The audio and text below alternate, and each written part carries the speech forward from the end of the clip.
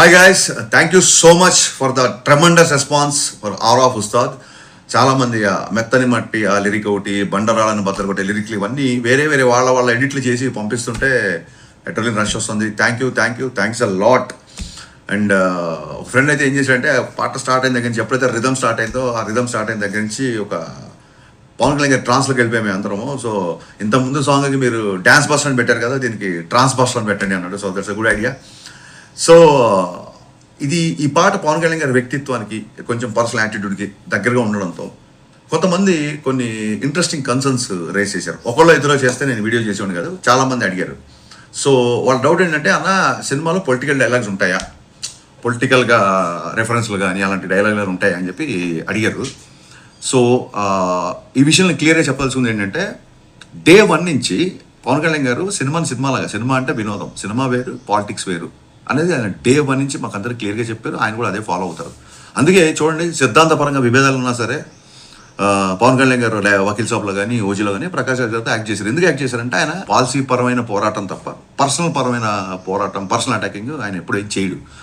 So ఆయన day 1 నుంచి క్లియర్గా చెప్పాడు, హరీష్ మన సినిమాలో ఒక డైలాగ్ కానీ, ఒక సన్నివేశం కానీ, లేదా ఒక రెఫరెన్స్ కానీ ఏ ఒక్క వ్యక్తి చిన్న పుచ్చుకల్లా చేసినా, ఏ ఒక్క వ్యక్తిని కొంచెం ఇరిటేట్ చేసినా, ఏ ఒక్క వ్యక్తి తప్పుగా ప్రొవోక్ చేసిన, the whole purpose of cinema అంటే వినోదం, the whole purpose of cinema will not be served, అలాంటివి చేయొద్దు అన్నారు. సో ఇప్పుడు గాజు డైలాగ్ ఉందంటే బ్రేక్ అయినా సరే అది పదునుగా ఉంటుంది, ఇంకా ఫైట్ చేస్తుంది అన్నట్టుగా మన హీరోకి ఎలివేషన్ ఉంటుంది తప్ప ఇంకోళ్ళని తక్కువ చేయడం కానీ, ఇంకోళ్ళ మీద సెటైర్లు కానీ, ఎటకారాలు కానీ లేవు, ఉండవు. అంటే రీజన్ ఏంటంటే సింపుల్ థింగ్, ఆయనకి అన్ని పార్టీల్లో ఫ్యాన్స్ ఉన్నారు. వాళ్ళు ఓట్లు ఎవరికి వేసినా సినిమా అంటే ఈయన దగ్గరికి వస్తారు.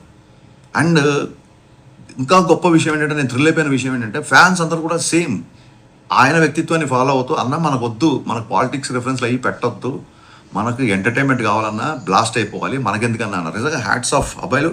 నిజంగా కళ్యాణ్ గారిని ఫాలో అవ్వడం అంటే ఊరికే ఆయన స్టైల్నో స్వాగ్నో కాకుండా ఆయన వ్యక్తిత్వాన్ని, ఆయన బలమైన సిద్ధాంతాన్ని ఫాలో అవుతున్నారు. నేను ఆ విషయంలో నేను చాలా థ్రిల్ అయిపోయా. సో ప్రతి ఒక్కళ్ళు సినిమాకి వచ్చి ప్రశాంతంగా ఎంజాయ్ చేసేలాగా ఉంటుంది.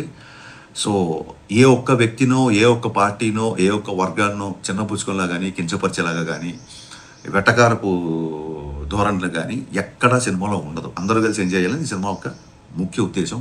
సో గైస్, బట్ ఏమాట కామాట హీరో గారిని ఎలివేట్ చేసే డైలాగులు కానీ, ఆయన పర్ఫార్మెన్స్ కానీ బద్దలైపోతుంది.